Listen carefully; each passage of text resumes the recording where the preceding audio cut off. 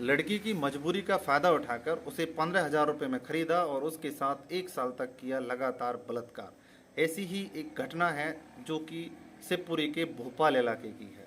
वहाँ पर एक राजू नाम का शख्स होता है और उसी के गांव से थोड़ा दूर करीब 10 किलोमीटर दूर एक गांव होता है जहाँ पर एक लड़की अपनी माँ के इलाज के लिए उससे पैसे उधार मांगती है।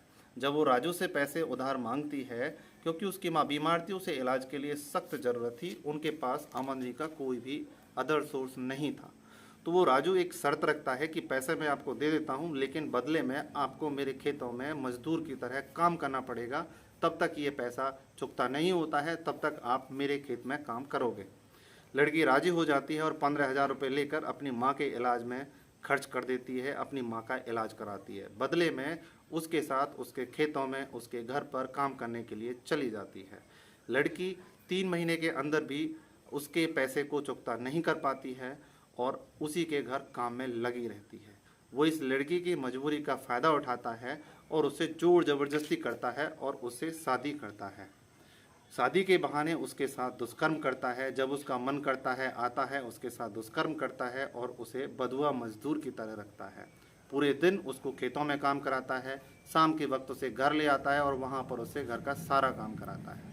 लड़की बहुत ज़्यादा परेशान हो जाती है और लड़की पे दबाव बनाता है कि अगर तूने किसी से कुछ भी कहा तो मैं तेरे घर वालों को जान से मार दूंगा। उसे डराता है, उसे धमकाता है, साथ ही साथ उसकी गंदी फिल्म भी बना लेता है। जब लड़की विरोध करने की कोशिश करती है तो अचानक से उस लड़की को उसकी फिल्म दिखा देता है, जिससे लड़की की सांसें और ज़्यादा फूल जाती हैं और लड़की किसी को ना बताने पर मजबूर हो जाती है।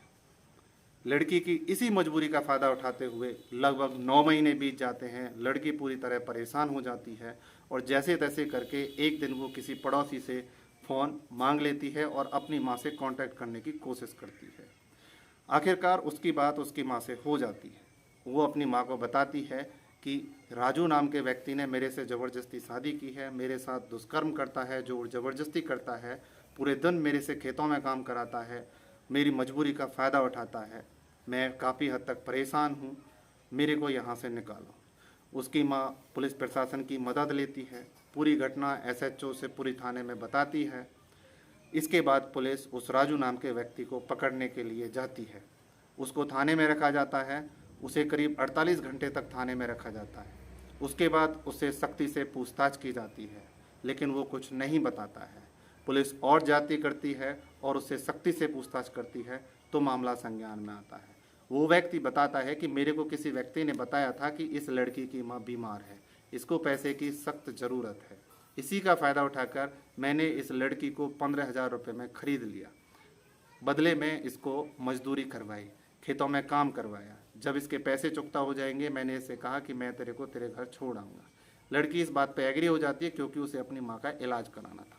इसी की मजबूरी का फ़ायदा उठाते हुए उसने उसके साथ जबरन शादी की और उसके साथ दुष्कर्म करा। उसके बाद लगातार जब 9 महीने बीत जाते हैं और साल का एंड होने को होता है तो वो पड़ोस से एक फ़ोन मांग के अपनी माँ को सारी कहानी बताती है। तब उसकी माँ पुलिस को ये पूरी कहानी बताती है। पुलिस उसे गिरफ्तार करती है और ये मामला और भी संगीन तब हो जाता है जब उस लड़की का मेडिकल चेकअप कराया जाता है। जब मेडिकल चेकअप होता है तो पता लगता है कि उस बच्ची के पेट में बच्चा पल रहा है। वो लड़की गर्भवती है, राजू का बच्चा उसके पेट में पल रहा है। पुलिस इस मामले को देखकर हैरान हो जाती है और राजू के खिलाफ केस दर्ज करती है। उसके बाद उसको सलाखों के पीछे डाल दिया जाता है। इस कहानी का उद्देश्य किसी की भावनाओं को आहत करने का नहीं है, बल्कि एक मैसेज देने का है कि किसी की मजबूरी का गलत फ़ायदा उठाना भी हद से ज़्यादा नुकसानदायक हो सकता है। थोड़े से पैसों के लालच में किसी दूसरे व्यक्ति की ज़िंदगी बर्बाद करना भी एक मानवता को शर्मसार करने वाला है। हमें चाहिए कि किसी की मजबूरी का फ़ायदा ना उठाएं। अगर उसकी मदद कर सकते हैं तो बिना उसकी मजबूरी का फ़ायदा उठाए हम कर सकते हैं। समाज में हमें काफ़ी हद तक सतर्क रहने की ज़रूरत है, सावधान रहने की ज़रूरत है। अपने और अपने परिवार के प्रति सतर्क रहें और सावधान रहें, जिससे ऐसी घटनाएं आगे ना घटें। नमस्कार, जय हिंद, जय भारत। फिर मिलते हैं इसी तरह की और किसी घटना के साथ।